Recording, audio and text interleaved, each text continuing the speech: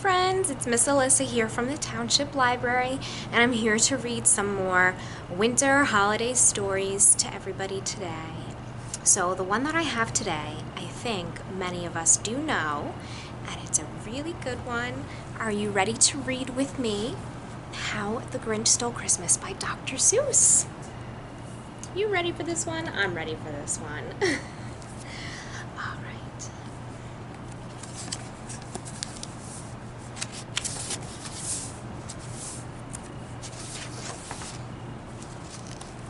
There it is. How the Grinch Stole Christmas by Dr. Seuss and published by Random House.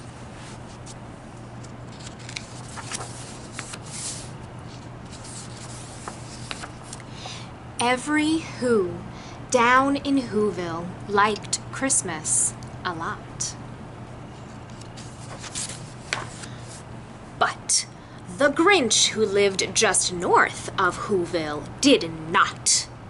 The Grinch hated Christmas the whole Christmas season. Now please don't ask why. No one quite knows the reason. It could be his head wasn't screwed on just right. It could be perhaps that his shoes were too tight.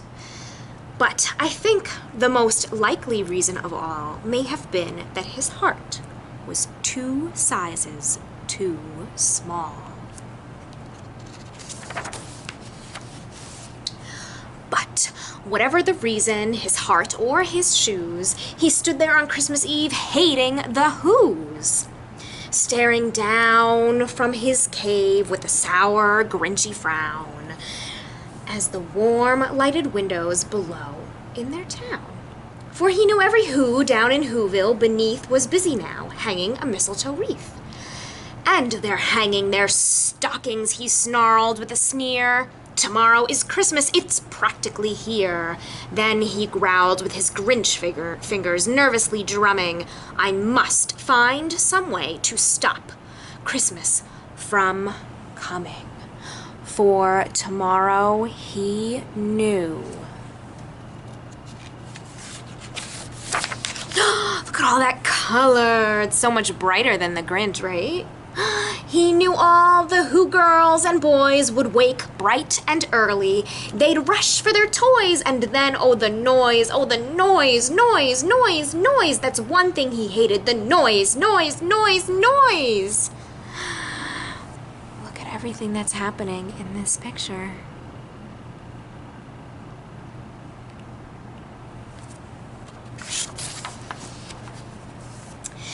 Then the Whos, young and old, would sit down to a feast, and they'd feast, and they'd feast, and they'd feast, feast, feast, feast. They would feast upon Who pudding and rare Who roast beast, which was something the Grinch couldn't stand in the least. So there they are. And down this whole table are all of the Whos getting ready for their merry, merry Christmas feast. And then they do something he liked least of all. Every Who down in Whoville, the tall and the small, would stand close together with Christmas bells ringing. They'd stand hand in hand, and the Whos would start singing. They'd sing, and they'd sing, and they'd sing, sing, sing, sing. And the more the Grinch thought of this Who Christmas song, the more the Grinch thought, I must stop this whole thing. Why? For 53 years I've put up with it now. I must stop this Christmas from coming. But how? I don't know. They look like they're really happy, don't they?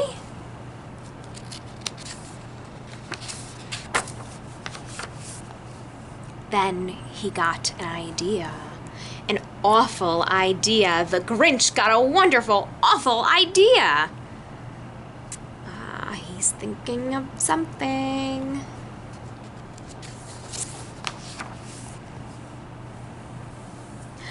I know just what to do, the Grinch laughed in his throat, and he made a quick Santa Claus hat and a coat, and he chuckled and clucked, what a great Grinchy trick. With this coat and hat, I look just like Saint Nick.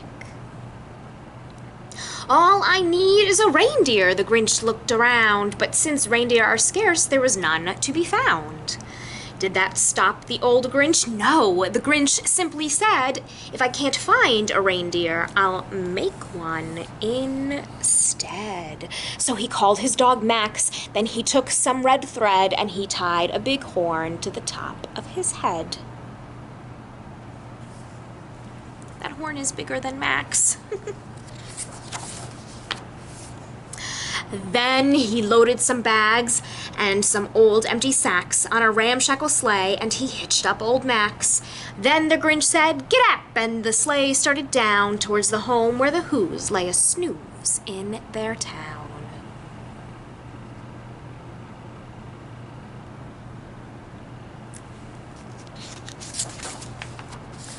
All their windows were dark, quiet snow filled the air. All the Whos were all dreaming sweet dreams without care, when he came to the first little house on the square. "This is stop number 1, the old Grinchy Claus hissed, and he climbed to the roof, empty bags in his fist.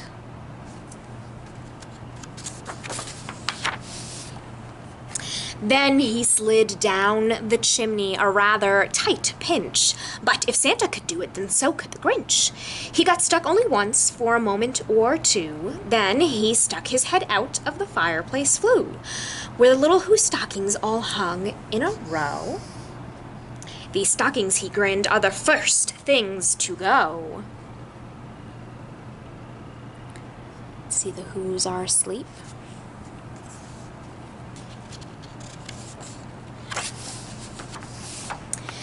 Then he slithered and slunk with a smile most unpleasant. Around the whole room he took every present.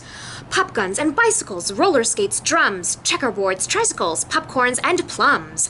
Then he stuffed them in bags. Then the Grinch very nimbly stuffed all the bags one by one up the chimbley. Look at all of the toys and the presents. And all the decorations are all coming down. And the Whos are still asleep. Then he slunk to the icebox. He took the Who's feast. He took the Who pudding. He took the roast beast. That's a roast beast. He cleaned out that icebox as quick as a flash. Why, that Grinch even took their last can of Who hash.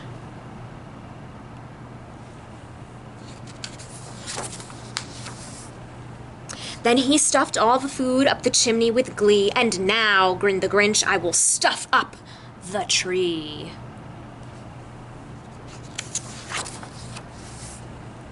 And the Grinch grabbed the tree, and he started to shove when he heard a small sound like the coo of a dove. He turned around fast, and he saw a small Who, little Cindy Lou who was not more than 2. The Grinch had been caught by this tiny Who daughter who'd got out of bed for a cup of cold water. She stared at the Grinch and said, "Santa Claus, why? Why are you taking our Christmas tree? Why?" Look, he got caught. But you know that old Grinch was so smart and so slick, he thought up a lie and he thought it up quick. "Why, my sweet little tot," the fake Santa Claus lied, "there's a light on this tree that won't light on one side. So I'm taking it home to my workshop, my dear. I'll fix it up there, then I'll bring it up here." And his fib fooled the child. Then he patted her head, and he got her a drink, and he sent her to bed. And when Cindy Lou Who went to bed with her cup, he went to the chimney and stuffed the tree up. Then the last thing he took was the log for their fire. Then he went up the chimney himself, the old liar. On their walls he left nothing but hooks and some wire. And the one speck of food he left in the house was a crumb that was even too small for a mouse.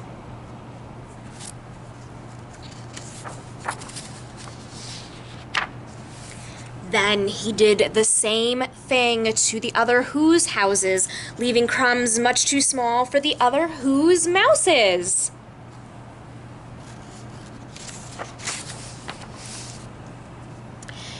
It was 1/4 dawn, all the Who's still abed, all the Who's still a snooze, when he packed up his sled.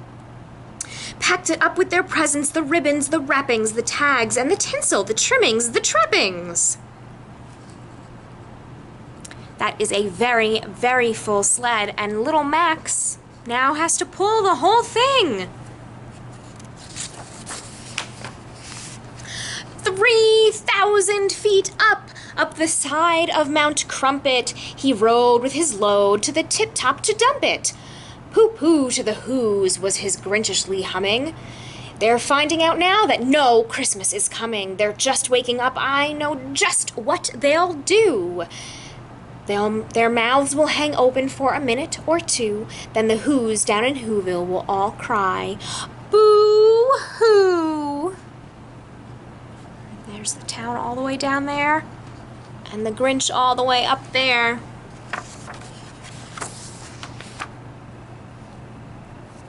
That's a noise, said the Grinch, that I simply must hear. So he paused, and the Grinch put his hand to his ear. And he did hear a sound rising over the snow. It started in low, and then it started to grow. What could it be? But the sound wasn't sad. Why, this sounded so merry. It couldn't be so, but it was merry, very. He stared down at Whoville. The Grinch popped his eyes, then he shook. What he saw was a shocking surprise. Look, what are these little notes? It's music that he is hearing. Every Who down in Whoville, the tall and the small, was singing without any presents at all. He hadn't stopped Christmas from coming. It came. Somehow or other, it came just the same. And they're all holding hands no matter what. And the Grinch, with his Grinch feet ice cold in the snow, stood puzzling and puzzling. How could it be so? It came without ribbons, it came without tags, it came without packages, boxes, or bags. And he puzzled 3 hours till his puzzler was sore. Then the Grinch thought of something he hadn't before. Maybe Christmas, he thought, doesn't come from a store. Maybe Christmas perhaps means a little bit more. And he doesn't look so mean right now, right? He's thinking of something. And what happened then? Well, in Whoville they say that the Grinch's small heart grew 3 sizes that day. And the minute his heart didn't feel quite so tight, he whizzed with his load through the bright morning light, and he brought back the toys and the food for the feast. He's blowing the trumpet, and he's smiling now, and he himself, the Grinch, carved the roast beast. There he is, and he looks much happier now. And who is sitting with him but Cindy Lou Who?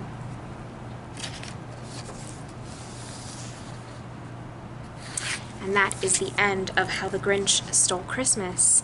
And in the very end of the story, he didn't steal it at all, because the holidays are most important, I guess, when we're all together, right? And we just have to feel happy and good. And that's a pretty important lesson. I think that's a nice story. And of course, I know so many of us love to watch the Grinch movies. There are so many of them now. And so I hope that now you are more familiar with the book. And if you would like to get a copy of this book, it is available at the library for curbside pickup. All right, I will see you all next time for some more wonderful winter reads. Bye, everyone.